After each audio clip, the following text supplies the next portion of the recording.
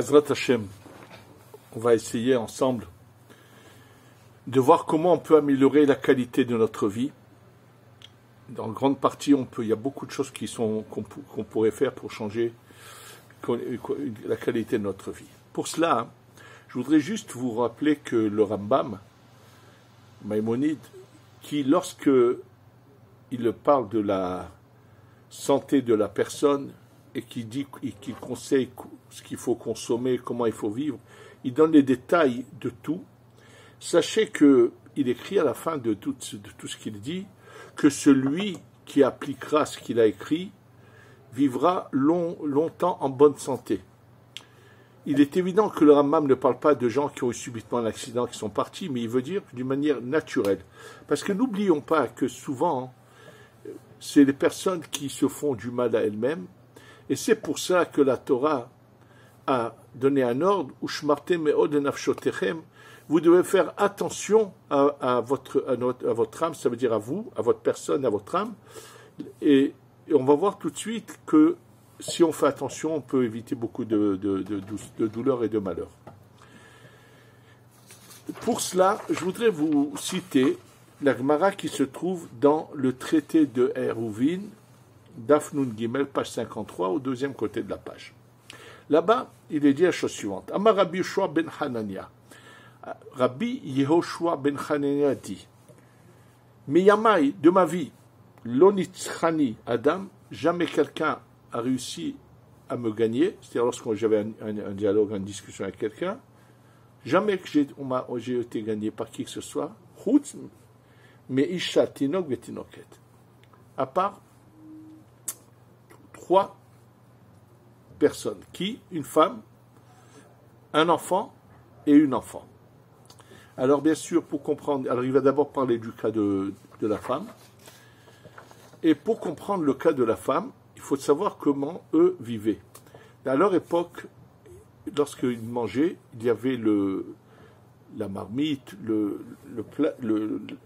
l'ustensile dans lequel se trouvait la nourriture qui devait être départagée entre tous ceux qui sont à table, et il fallait aussi penser à celui qui fait le service, lui réserver de quoi manger. Lui faisait le service, mais qu'ensuite il ait de quoi manger. Alors, on nous explique comment eux faisaient les choses. Chacun, on départageait ce qu'il y avait dans la marmite ou le plat duquel on se servait. Et ensuite, chacun, dans son assiette, mettait une partie de côté, qui après, on récupérait toutes ces parties que chacun avait laissées. Et c'est ça qui était donné au valet qui avait fait le service. Celui qui travaille, c'est comme ça qu'il mangeait. On ne partageait pas d'emblée pour lui une assiette, mais c'était comme ça. Pourquoi je vous dis ça? Juste pour comprendre le contexte. Et là, cette femme, de quoi il s'agit? Il dit, j'étais chez une personne, et j'étais invité chez une personne, et elle m'a fait, il parle de foulim, il parle de fèves. Bon, le premier jour, il dit, j'ai mangé tout ce qu'il y avait dans mon assiette, je n'ai rien laissé. Le deuxième, et il dit, le troisième jour, elle a brûlé le plat en mettant trop de sel. Brûlé, c'est pas vraiment brûlé. Elle a fait que ce plat soit immangeable. Et lorsque j'ai commencé à manger, je pouvais pas. C'était pas possible de manger ça. Donc j'ai laissé. Elle me dit, pourquoi aujourd'hui tu manges pas? Alors, c'est ce qu'elle lui pose comme question. Et il m'a répondu, aujourd'hui j'ai déjà mangé. Elle lui dit, tu aurais dû, les journées précédentes, savoir te limiter. Et il n'avait rien à dire. C'est là remis en place d'une manière intelligente. On va tout de suite comprendre, il faut que vous sachiez que je vais vous donner les 2 autres cas, qu'il ne s'agit pas d'un fait réel qui s'est passé, mais que c'est une parabole, un exemple. Il veut donner des exemples, qu'est-ce qui font que dans la vie, on subit des conséquences néfastes. Donc ça c'est le premier exemple, on va l'expliquer tout de suite, quel est l'enseignement. Le deuxième, il dit, je passais à travers champs, sur un passage, sur une allée qui était dans un champ. Et là, il y avait une enfant qui m'a dit, mais dis-moi, ce champ, il appartient à quelqu'un, de quel droit tu passes à l'intérieur de son champ? Alors il lui dit, mais c'est un chemin que c'est pas moi qui l'ai tracé, c'est un chemin tracé dans le champ. Elle lui dit, oui, des bandits comme toi se sont permis de couper à travers ce champ et ont fait ce chemin, et toi tu fais comme ce qu'ont fait les bandits avant toi. Là aussi, il faut comprendre quel est le message.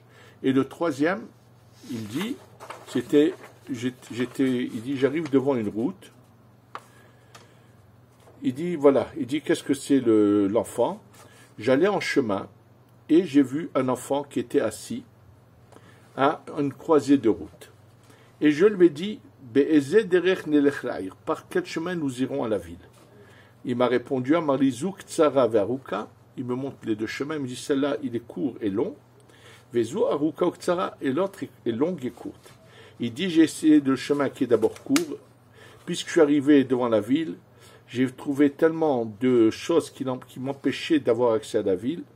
Je suis revenu et je lui ai dit, mon fils, tu m'as dit qu'elle était courte, ce chemin. Il dit, je t'ai pas dit qu'après il serait long. Et je l'ai embrassé sur la tête et je lui ai dit, Ashrechem Israël, heureux le peuple d'Israël, chez Kulchem Chachamim Gdolim, Atem Gdolichem Atemchem, ou que vous êtes tous des gens sages d'intelligence. Alors sachez que ces trois histoires ne sont pas des choses qui se sont passées. Comme je vous l'ai dit, c'est des paraboles. Quel est l'enseignement? Et on va les prendre un par un. Je vais commencer par le troisième, parce que c'est quelque chose qui est à tous les moments de la vie, à tous les âges, nous sommes concernés. En fait, si c'est un exemple, pourquoi a-t-il eu besoin de choisir comme terminologie? C'est un enfant qui était assis à un croisé de chemin. Et si ça avait été un adulte, qui lui aurait dit la même chose. Alors sachez qu'en fait, ici, il fait allusion à tout à fait autre chose. Sachez que le roi Shlomo Amelech, le roi Salomon, a appelé le Yetzerara, l'ange cette force qui est en nous, qui nous fait mal agir, il l'a appelé Melech Zaken Uksil, un vieux roi stupide et bon, qui nous fait faire que du mal dans la vie. Par contre, le Yetzeratov, il est appelé un jeune enfant. Pourquoi? Parce que tout simplement, il faut savoir que le Yetzerara rentre dans la personne à la naissance. C'est la Gemara dans Masechet Nida qui le dit, la Petah Hatat Rovetz. Donc il rentre à la naissance. Alors que le Yetzeratov ne va rentrer dans la personne qu'à l'âge de 13 ans. Et là, je voudrais ouvrir une parenthèse sur une question qui m'a été posée sur le cours précédent, lorsque j'ai parlé de Rivka, qui a dans son ventre 2 bébés, et qu'il y en a un, c'est Esav, que lorsqu'elle passe devant un lieu d'idolâtrie, il a envie de sortir. Et quelqu'un m'a posé la question, mais il n'y a pas de Yetzerara dans le ventre de la mère. Absolument, c'est tout à fait vrai. Il y a plusieurs réponses à cela. Il y a d'abord, il faut savoir le vêtement qu'ont donné les parents, qui va unir le corps à l'âme, mais ce n'est pas essentiellement cela. C'est surtout, il faut savoir que nous avons tous déjà passé des épreuves dans une vie qui était spirituelle avant la création du monde, et chacun va naître au point où il est arrivé là-bas, et donc si là-bas il avait déjà des tendances néfastes, et on lui a juste donné une chance de se rattraper, ces tendances vont rejaillir dès que l'instant où il est conçu dans le ventre de sa mère. C'est le cas de Esav, et c'est le cas de beaucoup d'autres comme Bilam, à qui on a donné une chance, mais qui n'a pas su la prendre, ou le cas de Yitro, qui lui, par contre, est né comme un non-juif qui a été un idolâtre, et qui, un beau jour, a changé de chemin. Il a réussi à rattraper ces erreurs de cette vie qu'on appelle le monde du Tohu, qui est antérieur à la création du monde. Ça, c'est juste une parenthèse pour répondre à la question qui m'avait été posée par cette personne. Mais on va revenir à cet exemple. Donc, c'est un enfant qui lui montre 2 chemins. Sachez que cet enfant, ce qu'il dit, donc c'est le Yetzeratov, est en train de nous donner une marche à suivre si on veut réussir notre existence. Absolument oui, qu'à tout moment de notre vie, on se retrouve toujours devant deux chemins. Et il faut qu'on fasse attention de faire le bon choix. Je vais prendre un exemple, plusieurs exemples même. Prenez le cas que Dieu préserve de gens qui ont cette maladie qui s'appelle le diabète, qui malheureusement fait énormément de dégâts dans le monde. Et pas seulement des dégâts sur les personnes elles-mêmes, mais même à leurs enfants ensuite. Oui, malheureusement, des enfants nés d'une mère diabétique, qui a eu des cas qui sont nés d'emblée avec des problèmes et qui ont malheureusement des fois pas survécu longtemps. Mais prenons le cas d'une personne qui commence à avoir du diabète parce qu'elle ne fait pas attention à ce qu'elle consomme. Et quand elle s'en rend compte, il faut qu'elle fasse très attention. Cette personne-là passe dans la rue, passe devant un lieu où il y a toutes sortes de gâteaux, de confiseries, de chocolat, tout ce que vous voulez, très appétissant, très attirant. Le bon sens, qu'est-ce qu'il dirait à cette personne? De continuer son chemin. Et c'est tout. Mais il y a d'un autre côté, des fois c'est trop difficile. La personne n'arrive pas à se retenir, rentre dans ce magasin, donne libre cours à tout ce qu'elle a envie, et que Dieu préserve, c'est après que commencent les ennuis. Bon, son état va s'aggraver. Ça veut dire qu'elle était là devant deux chemins. Celui qui paraît le plus court, c'est le plaisir immédiat, mais qui, malheureusement, est très douloureux et long ensuite. Et l'autre chemin qui paraît être le plus long, qui est celui de continuer son chemin, finalement, une fois qu'on a dépassé, on oublie. En fait, toute la vie, on est confronté à ce genre de choses. Ce n'est pas dans la nourriture seulement, je vous ai déjà dit ce qu'a dit le Rambam, que celui qui fait attention vivra longtemps sans problème de santé. Je parlais du diabète, mais il y a toutes sortes de choses, il y a le cholestérol, il y a énormément de choses qui peuvent ensuite provoquer chez la personne des ennuis qui sont douloureux, insupportables, qui vont lui passer des années avant de quitter ce monde horrible. Et là, sachez une chose, c'est l'enseignement de la Torah. Savoir faire travailler son cerveau, savoir surmonter les épreuves. Pour cela, on a besoin d'être aidé par Akadosh Baruch Hu.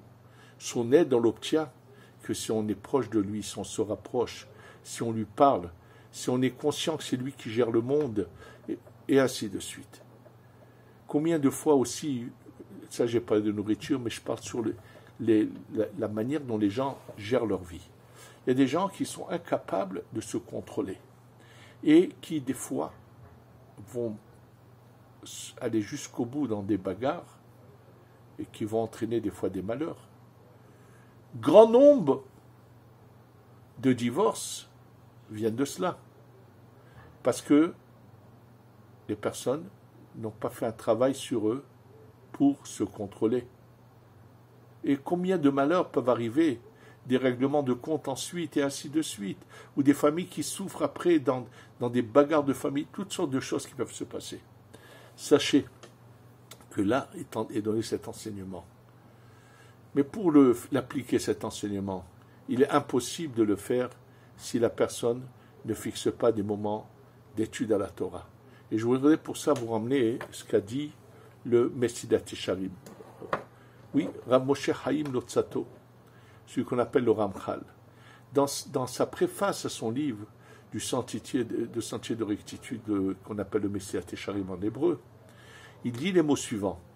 Si tu lis mon livre une fois, il ne t'apportera rien à part que de la connaissance. Si tu veux que mon livre t'aide à suivre le chemin que j'ai écrit, il faudra le lire et le relire et le relire. Oui, il y a des choses qu'il faut régulièrement prendre le temps de faire une pause, de parler avec Hachem, d'étudier. Il faut faire une pause dans la vie, ne pas brûler sa vie qu'à travail, manger, dormir, sans avoir un moment d'un lien avec Hachem, à part bien sûr nos 3 prières que nous devons faire pour les hommes et au moins une pour les femmes. Il faut qu'il y ait des moments d'étude. Les femmes aujourd'hui peuvent également écouter des cours, elles ont des moments à la maison où elles peuvent recevoir, être assis aujourd'hui, tout le monde, pas seulement les femmes, mais tout le monde peut entendre des cours de Torah qui sont diffusés par tellement de rabbanim. Oui. Donc, très important, c'est pour appliquer cela. Maintenant, on va revenir aux 2 autres enseignements qu'il donne ici. C'est quand il parle avec cette femme qui lui a dit, qu'est-ce qu'elle voulait lui dire cette femme? Si dans ta jeunesse, tu ne sais pas te limiter et tu veux faire tout ce que tu as envie jusqu'au bout, alors arrive un moment où tu vas payer ça très cher. Absolument. C'est là, c'est ça ce que le Rambam a voulu dire. C'est-à-dire que si on ne fait pas attention à ce qu'on consomme et qu'on mange, et qu'on ne fait pas attention de ne pas dépasser les limites dans quoi que ce soit, de savoir se gérer, alors, bien sûr, comme l'a dit le Rambam, la personne peut arriver, quel que soit son âge, sans problème de santé. Le Rambam l'affirme. Et c'est dans cette idée-là que cette femme a voulu lui donner cette marche à suivre, cette image. Et ce n'est pas par hasard que l'image a été choisie par une femme, parce que c'était une manière de parler également de la vie intime que mène un homme avec une femme, que même dans cela, il doit savoir se gérer et le faire avec mesure et d'une manière intelligente et d'une manière qui n'est pas comme quelqu'un qui n'a aucune limite et qui finalement va payer très cher pour plusieurs raisons, ou qui va détruire sa santé, ou qui va détruire sa relation et arriver à la destruction.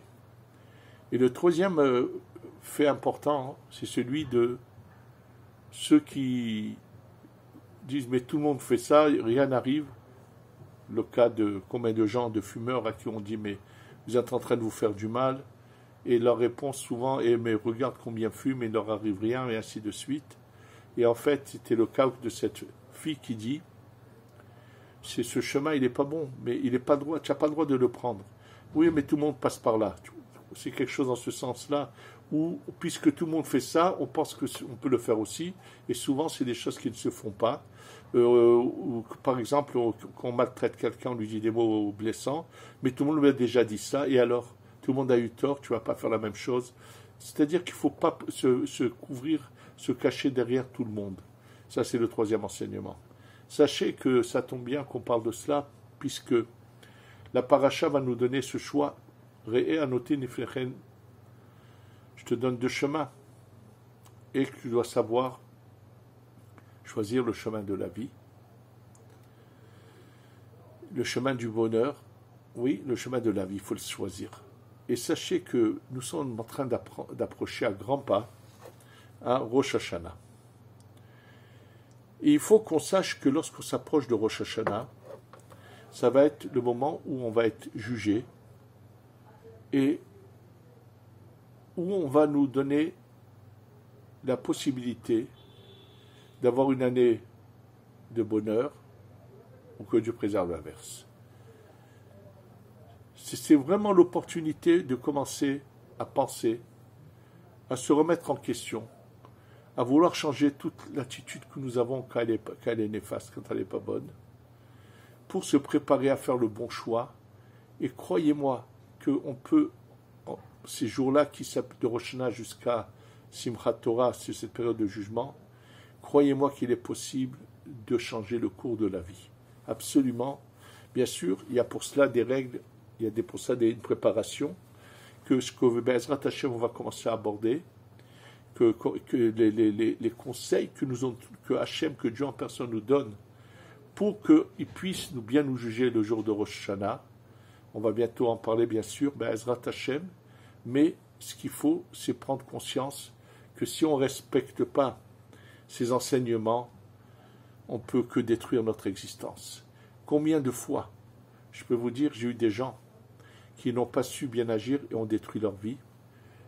Des cas où, malheureusement, des hommes qui ont trompé leur femme ou des femmes qui ont trompé leur mari. Et dans le cas d'hommes qui ont trompé leur femme, quand madame l'a su, elle n'a jamais voulu pardonner, et ce monsieur s'est retrouvé avec, bien sûr, une vie désastreuse, ou l'inverse aussi, attention. Quoi qu'on fasse, si on ne sait pas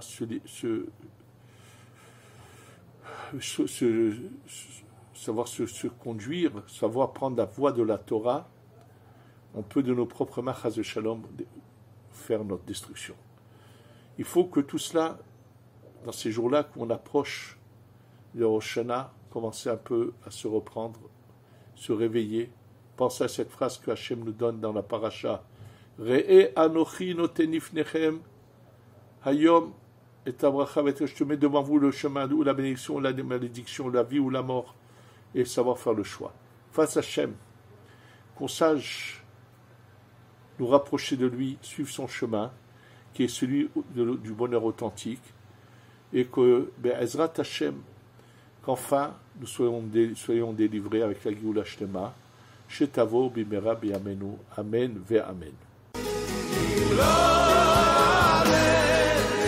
Amen.